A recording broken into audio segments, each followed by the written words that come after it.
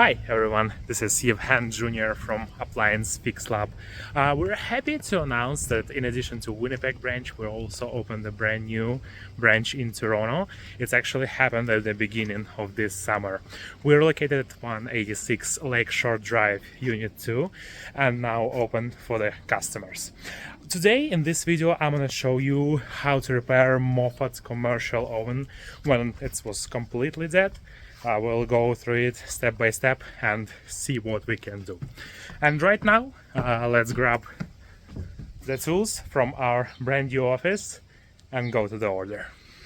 When I arrived, I saw the oven that was completely dead and not responded to any inputs.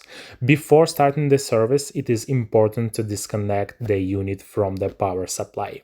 So I did just that and then opened the back panel. First thing that we need to check is actually the fuse box. In order to access it, we would need to remove the side panel as well. Fuse box located in front of the oven right behind the control panel, as you can see here.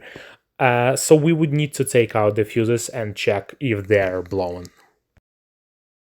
Turns out the fuses were the problem. Now we just need to replace them and our oven will be back to normal. Now it is test time. We put the new fuses in, we reconnected the power supply to the oven, and we need to check if it works. Success! The oven works perfectly, and it's back to being your reliable helper in the kitchen. Now we need to assemble the oven back and everything will be great. Subscribe for more interesting and fascinating videos from Appliance Fix Lab from Winnipeg and Toronto. If you have any questions, drop the comment down below, or if you need help with any appliances, you can always contact us or visit at 186 Lakeshore Drive, Unit 2 in Toronto, or 133 Hands-On Avenue in Winnipeg.